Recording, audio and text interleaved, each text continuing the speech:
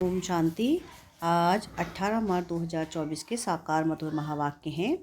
मीठे बच्चे विचार सागर मंथन कर एक ऐसी टॉपिक निकालो जो सब जगह एक ही टॉपिक पर भाषण चले। यह है तुम्हारी यूनिटी। क्या कहा प्यारे बाबा ने कि विचार सागर मंथन कर एक ऐसी टॉपिक निकालो जो सब जगह एक ही टॉपिक पर भाषण चले। यही है तुम्हारी यूनिटी। प्रश्न है आज की मुरली का कि कौन सी मेहनत करते करते तुम बच्चे पास विद ऑनर हो सकते हो। उत्तर है इसका कर्म बंधन से अतीत बनो। जब किसी से बात करते हो तो आत्मा भाई भाई समझ भाई को देखो। बाप से सुनते हो तो भी बाप को भ्रकुटी में देखो। भाई भाई की दृष्टि से वह स्नेह और संबंध पक्का हो जाएगा। यही मेहनत का काम है। इससे ही पास विद ऑनर बनेंगे। ऊंच पद पाने वाले बच्चे यह पुरुषार्थ अवश्य करेंगे। ओम शांति। मीठे बच्चों को समझाया गया है। यह है मृत्युलोक। उसकी भेंट में अमरलोक भी है। भक्ति मार्ग में दिखाते हैं कि शंकर ने पार्वती को अमर कथा सुनाई। अब अमरलोक में तो तुम जाते हो। शंकर तो कथा सुनाते नहीं। कथा सुनाने वाला ज्ञान सागर एक ही बाप है। शंकर कोई ज्ञान सागर नहीं जो कथा सुनाएंगे। ऐसी ऐसी बातों पर तुम बच्चों को समझाना है। काल पर जीत कैसे पाई जाती है, यह जो नॉलेज है वह अमर बनाती है। इससे आयु बड़ी होती है, वहाँ काल होता नहीं। यहाँ तुम 5 विकारों अथवा रावण पर जीत पाने से राम राज्य अथवा अमरलोक के मालिक बनते हो। मृत्युलोक में है रावण राज्य, अमरलोक में है राम राज्य। देवताओं को कभी काल नहीं खाता। वहाँ काल के जमघट होते नहीं। तो यह टॉपिक भी बहुत अच्छी है। मनुष्य काल पर विजय कैसे चक्र सकते हैं, विजय कैसे चक्र सकते हैं, यह सारी ज्ञान की बातें हैं। भारत अमरलोक था। कितनी बड़ी आयु थी। सर्प का मिसाल भी सतयुग के लिए है कि एक खाल छोड़ दूसरी लेते हैं। इसको कहा जाता है बेहद का वैराग्य। जानते हैं सारी दुनिया का विनाश होने वाला है। यह पुराना शरीर भी छोड़ना है। यह 84 जन्मों की पुरानी खाल है। अमरलोक में ऐसे नहीं होता। वहाँ फिर समझते हैं कि अब शरीर बड़ा जर्जरीभूत हो गया है, इसे छोड़ नया शरीर लेंगे। फिर साक्षात्कार भी होता है। समझ को ही साक्षात्कार कहा जाता है। हमारी अब नई खाल तैयार हुई है, पुरानी को अब छोड़ना है। वहाँ भी ऐसे ही होता है। उनको कहा ही जाता है अमरलोक, जहाँ काल आता नहीं। आप यही समय पर शरीर छोड़ देते हैं। कछुए का मिसाल भी यहाँ का है। काम करके फिर अंतर्मुखी हो जाता है। इस समय के मिसाल फिर भक्ति मार्ग में कॉपी करते हैं, परंतु सिर्फ कहने मात्र, समझते कुछ भी नहीं। अभी तुम समझते हो कि राखी उत्सव, दशहरा, दीपावली, होली आदि सब इस समय के हैं जो भक्ति मार्ग में चले हैं। तो यह बातें सतयुग में होती नहीं। यह ऐसी ऐसी टॉपिक लिखो। मनुष्य काल पर जीत कैसे पहन सकते हैं, मृत्यु लोक से अमरलोक में कैसे जा सकते हैं, ऐसी बातों पर समझाने के लिए पहले लिखना पड़ता है। जैसे नाटक की स्टोरी लिखते हैं। आज फलाना नाटक है, तुम्हारी वो पॉइंट्स की लिस्ट हो। आज इस टॉपिक पर समझाया जाएगा रावण राज्य से दैवीय राज्य में कैसे जा सकते हैं।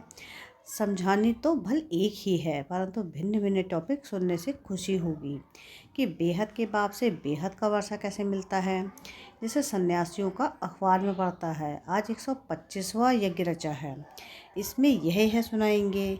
यहाँ तो बाप कहते हैं मैं एक ही बार यज्ञ रचता हूँ। इसमें सारी पुरानी दुनिया स्वाहा हो जाती है। वह तो बहुत यज्ञ रचते हैं, जुलूस आदि करते हैं। यहाँ तो तुम जानते हो यह रुद्र शिव बाबा का एक ही यज्ञ है जिसमें सारी पुरानी दुनिया स्वाहा हो जाती है। नई दुनिया की स्थापना हो जाती है और तुम जाकर देवता बन जाते हो। यह भी बाप तुमको समझाते हैं।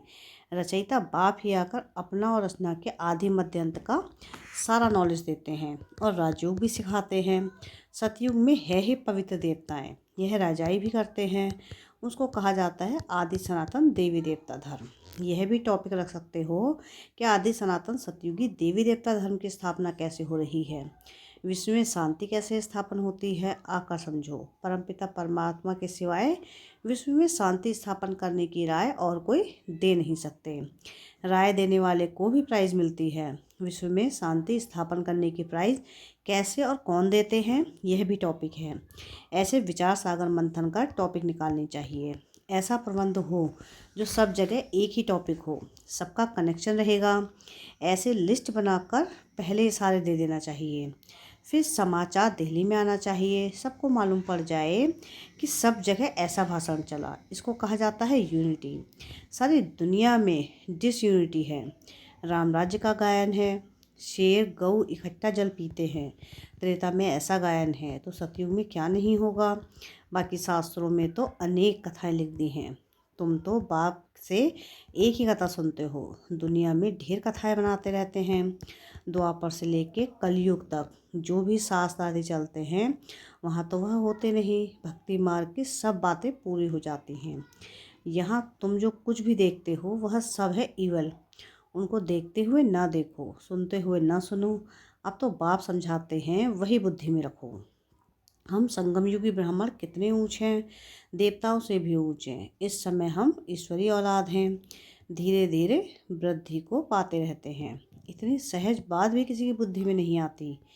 हम ईश्वरीय संतान हैं तो जरूर स्वर्ग के मालिक होने चाहिए, क्योंकि वह बाप स्वर्ग की स्थापना करते हैं। करोड़ों वर्ष कह देने कारण कोई बात नहीं रहती है। बाप आकर याद दिलाते हैं कि यह तो 5,000 वर्ष की बात है। तुम देवी देवता थे, अब फिर तुमको वही बनाते हैं। सम्मुख सुनने से कितनी खुशी और रिफ्रेशमेंट आती है। बच्चे जो सयाने हैं, समझू हैं, उनकी बुद्धि में आता है कि हमको बाप से वर्षा तो जरूर लेना है। बाप नई दुनिया रचते हैं तो जरूर हम भी नई दुनिया में होने चाहिए। एक बाप के तो सब बच्चे हैं, सबका धर्म, सबके रहने का स्थान, आना जाना सब भिन्न भिन्न प्रकार का है। कैसे जाकर मूल वतन में निवास करते हैं यह भी बुद्धि में है। मूल वतन में सिजरा है, मूल वतन में सिजरा नहीं दिखा सकते। वहाँ जो कुछ दिखाते हैं वह सब हैं साक्षात्कार की बातें। यह सब ड्रामा में नूद हैं। फिर सूक्ष्म वतन में भी जाते हैं, वहाँ मूवी चलती है। बीच में मूवी का भी ड्रामा बनाया था, फिर टॉकी बना है। साइलेंस का तो ड्रामा बन ना सके। बच्चे जानते हैं कि हम साइलेंस में कैसे रहते हैं। जैसे वहाँ आत्माओं का सिजरा है वैसे यहाँ मनुष्यों का है। तो ऐसी ऐसी बातें बुद्धि में रख तुम भाषण कर सकते हो। फिर भी पढ़ाई में टाइम लगता है, करके यह भी समझ जाएं, परंतु याद की यात्रा कहाँ, जिससे धारणा और खुशी हो। अभी तुम यथार्थ रीति से योग सीख रहे हो। बच्चों को समझाया है कि सबको भाई भाई देखो। आत्मा का तप तो यह है, इसलिए भगीरथ बाबा का सिंहासन भी मशहूर है। जब किसी को समझाते हो तो भी ऐसे समझो कि हम भाइयों को समझाते हैं। यही दृष्टि रहे। इसमें भी भारी मेहनत है, मेहनत से ही ऊंच पद मिलता है। बाबा भी ऐसे देखेंगे। बाप की नज़र भी भ्रकुटी के बीच में जाएगी। आत्मा तो छोटी बिंदी है, सुनती भी वही है। तुम बाप को भी भ्रकुटी के बीच में देखेंगे। बाबा भी यहाँ है तो भाई यानी ब्रह्मा की आत्मा भी यहाँ है। ऐसे बुद्धि में रहने से तुम भी जैसे ज्ञान सागर के बच्चे ज्ञान सागर बन जाते हो। तुम्हारे लिए तो बहुत सहज है। गृहस्थ व्यवहार में रहने वालों के लिए यह अवस्था जरा मुश्किल है। सुनकर घर चले जाते हैं, वहाँ का वातावरण ही और है। यहाँ सहज है। बाबा युक्ति बहुत सहज बताते हैं। अपने को आत्मा समझो, बाप को याद करो, यह भी भाई है। इस दृष्टि से कर्मबंधन से अतीत हो जाएंगे। शरीर भी भूल जाता है, सिर्फ बाप ही याद रहता है। इसमें मेहनत करते रहेंगे तब पास विद ऑनर होंगे। ऐसी अवस्था में बिरले ही कोई रहता है। विश्व का मालिक भी बनते हैं। 8 रत्नों की माला है ना, तो पुरुषार्थ करना है। ऊंच पद पाने वाले कैसे भी करके पुरुषार्थ जरूर करते होंगे। इसमें दूसरी कुछ भी बातें निकलती नहीं हैं। भाई भाई की दृष्टि स्नेह और संबंध हो जाता है। दृष्टि वह जम जाती है। इसलिए बाप कहते हैं कि तुमको बहुत गुह्य गुह्य बातें सुनाता हूँ। इसमें अभ्यास करना मेहनत का काम है। यहाँ भी बैठे हो तो अपने को आत्मा समझो। आत्मा ही सुनती है। सुनने वाली आत्मा को तुम देखते हो। मनुष्य तो कह देते हैं कि आत्मा निर्लेप है, बाकी क्या शरीर सुनता है? यह तो रॉन्ग है। बाप तुमको गुह्य गुह्य बातें सुनाते हैं। मेहनत तो बच्चों को करनी है। जो कल्प पहले बने थे वह मेहनत जरूर करेंगे। अपना अनुभव भी सुनाएंगे कि ऐसे हम सुनता सुनाता हूँ। टेव यानी आदत पड़ गई है। आत्मा को ही सुनाते हैं। मन मना भाव, फिर वह उनको कहते हैं। मन मना भाव अर्थात बाप को याद करो। यह गुप्त मेहनत है। जैसे पढ़ाई भी एकांत में झाड़ के नीचे जाकर पढ़ते हैं, वह स्थूल बात है। यह तो प्रैक्टिस करने की बात है। दिन प्रतिदिन तुम्हारी यह प्रैक्टिस बढ़ती जाएगी। तुम नई नई बातें सुनते हो ना, जो तुम अभी सुनते हो वह फिर नए नए आकर सुनेंगे। कोई कहते हैं कि हम देरी से आए हैं। अरे तुम तो और ही फर्स्ट क्लास गुहे गुहे बातें सुनते हो, जो पुरुषार्थ करने से ही ऊंच पद मिलता है। और ही अच्छा, माया तो पिछाड़ी तक छोड़नी नहीं है। माया की लड़ाई चलती रहेगी जब तक तुम जीत पाओ। फिर अनायास ही तुम चले जाएंगे। जो जितना याद करेंगे समझेंगे हम जाते हैं बाप के पास, शरीर छोड़ देते हैं। बाबा ने देखा कि ऐसे ब्रह्म में लीन होने का लक्ष्य रखने वाले जब शरीर छोड़ते हैं तो सन्नाटा हो जाता है। बाकी मोक्ष तो कोई पाता नहीं है, ना वापसी ही जाते हैं। नाटक में तो सब एक्टर्स होने चाहिए ना। अंत में सब आ जाते हैं। जब एक भी नहीं रहेगा तब वापस जाएंगे। जो भी मनुष्य मात्र है सब चले जाएंगे, बाकी थोड़े बचेंगे। वह कहेंगे सबको सी ऑफ किया। इस समय सतयुग की स्थापना हो रही है। कितने करोड़ों मनुष्य हैं, सबको हम सी ऑफ कर फिर अपनी राजधानी में ले जाएंगे। वो लोग तो करके 50 या 40-50 को सी ऑफ करते होंगे। तुम कितनों को सी ऑफ करते हो? सभी आत्माएं मच्छरों सदस्य चली जाएंगी शांति धाम। तुम आए हो साथ ले जाने और सबको भेजने के लिए। तुम्हारी बातें वंडरफुल हैं। इतने करोड़ों मनुष्य जाएंगे, उनको सी ऑफ करेंगे, सब वापस मूल वतन में चले जाएंगे। यह भी तुम्हारी बुद्धि में काम करती है। धीरे धीरे सिजरा कड़ा हो जाता है, फिर रुंडमाला और रुद्रमाला बन जाएगी। यह बात तुम्हारी बुद्धि में है कि रुद्रमाला रुंडमाला कैसे बनती है। तुम्हारे में जो भी विशाल बुद्धि है वही इस बात को समझा सकते हैं, इस बात को समझ सकते हैं। अनेक प्रकार से बाप समझाते रहते हैं याद करने के लिए। हम रुद्रमाला में जाकर रुंडमाला में आएंगे, फिर नंबरवार आते रहेंगे। कितनी बड़ी रुद्रमाला बनती है, इस यज्ञ को, इस ज्ञान को कोई भी नहीं जानते हैं। शुरू से लेकर इस ज्ञान को कोई जानते नहीं। हम संगम युगी ब्राह्मण ही जानते हो। इस संगम युग को याद करो तो सारी नॉलेज बुद्धि में आ जाएगी। तुम हो लाइट हाउस, सबको ठिकाने पर लगाने वाले। तुम कैसे अच्छे लाइट हाउस बनते हो? ऐसी कोई बात नहीं जो तुमसे लागू ना होती हो।